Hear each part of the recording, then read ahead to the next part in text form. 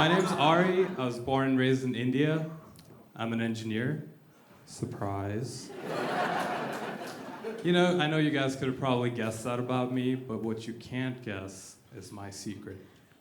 Guys, every week I spend a ton of money on it, and my family would be horrified because I'm in therapy. And you know, therapy is a lot like I imagined having a mom would be like. Also, I have a mom.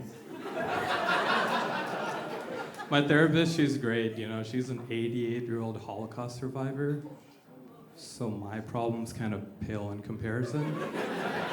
But she still listens to me. Again, like I thought a mom would. And you know, we've been working through a lot of stuff, like my childhood, my lack of expressions, but she's $250 an hour. I'm not used to a captive audience like this, so buckle up, guys, you already paid for this shit. You know, so Randy, or my therapist's name's Randy, she keeps doing this really annoying thing where she takes something super trivial and makes it really fucking meaningful. Like a few weeks ago, I was like, Randy, my favorite soccer team, Manchester United, I've been supporting them for 17 years. For the last 11 years, they just keep letting me down, just never live up to expectations. And she's like, Ari, is that how your mother felt for all of your adult life? For the last 11 years, have you been letting her down and never living up to expectations? No? Maybe.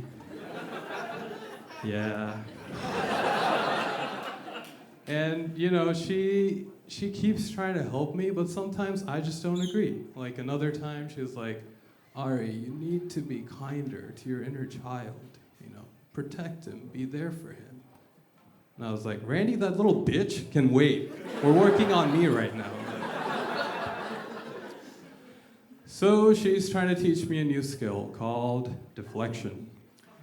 Because don't even get me started on marriage. As a 28-year-old Indian man, I'm supposed to be married with kids, continue this family tradition. But luckily for me, I've got a sister who's older, a freelance writer, and single, which makes her the bigger disappointment.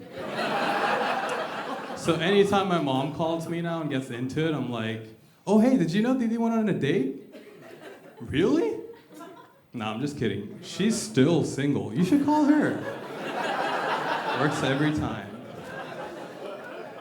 Another thing Randy's trying to tell me is, you know, I gotta work on my expressions more. Last week I was like, Randy, you know, the day I landed my dream job after getting a master's degree, my mom could have just said congrats.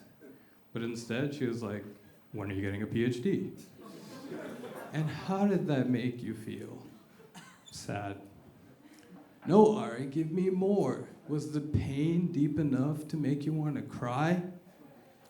Randy, I'm crying right now. No, Ari, give me more. Okay, fine. It was disappointing. I felt like I'd never be anything. I felt like a complete failure. Oh, I'm sorry, Ari, my hearing aid died. I kind of miss all of that. Could you go again? It's okay, Randy. I'm late for comedy anyway. I'll just use this as a bit. Outside of therapy, I spend a lot of time at work.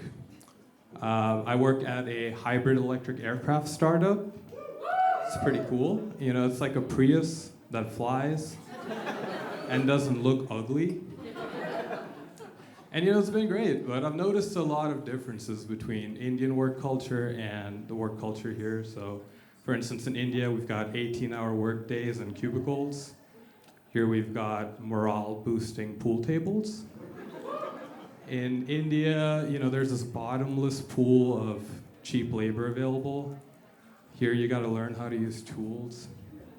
In India, we use the metric system, you know, centimeters, millimeters, count in tens, it makes sense.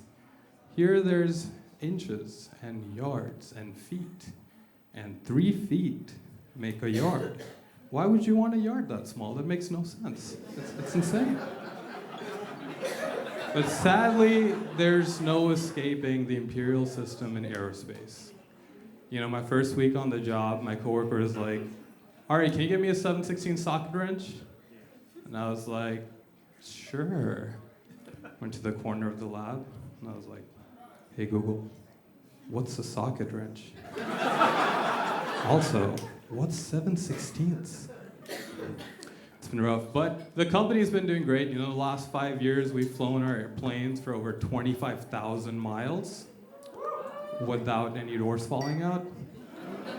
So right now, we're safer than Boeing. Turns out, all it takes is knowing how to use a socket wrench. Guys, you know, therapy, comedy, airplanes. Good things come in threes. That's kind of all I've got going on right now. But I'm still working on my expressions. So when I go up to my friends and I'm like, hey guys, how are we feeling? Happy? Sad? Angry? And they're just like, bro, chill out, you're creeping us out. So that's why I'm still in therapy. All right, thanks guys, you guys have been great.